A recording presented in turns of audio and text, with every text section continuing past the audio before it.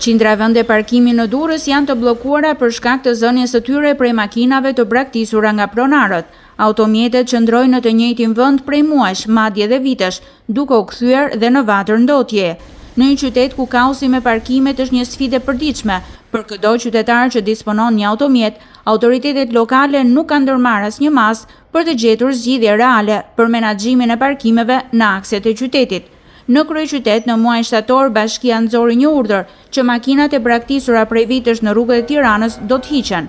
Qytetarëve ju la vetëm një muaj kohë për t'i zhvendosur vullnetarisht, në të kundër policia bashkiake do t'i largojë me karrotrec. A nuk do t'ishte mirë që një nismë e tillë të zbatohej edhe në Durrës? Por, është fakt që policia bashkiake e qytetit bregdetar nuk disponon karrotrec dhe kjo mund të jetë një pengesë e madhe për bashkinë për të vepruar njësoj si Tirana. Megjithse janë përcaktuar nga bashkia dhe këshilli bashkiak 7 sheshe të destinuara për parkim me pagesë, numri i tyre mbetet shumë i vogël krahasuar me fluksin e përditshëm të automjetave në Durrës, ndërsa situata bëhet dhe më kaotike gjatë sezonit veror, kur numri i makinave rritet ndjeshëm.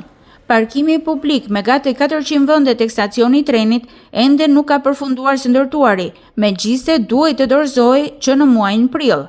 Ndërkohë, projekti për zonat e administrimit A dhe B dhe tarifat për parkim me pagesë, si në sheshe ashtu dhe në rrugët e qytetit, që u miratua në qershor 2024 në Këshill Bashkiak, ende nuk dihet se kur do të nisë të zbatohet, derisa bashkia të vendosë të zbatojë një plan real për menaxhimin e parkimeve. Qytetarët e Durrësit do të vijojnë të paguajnë çmimin e kaosit urban çdo ditë.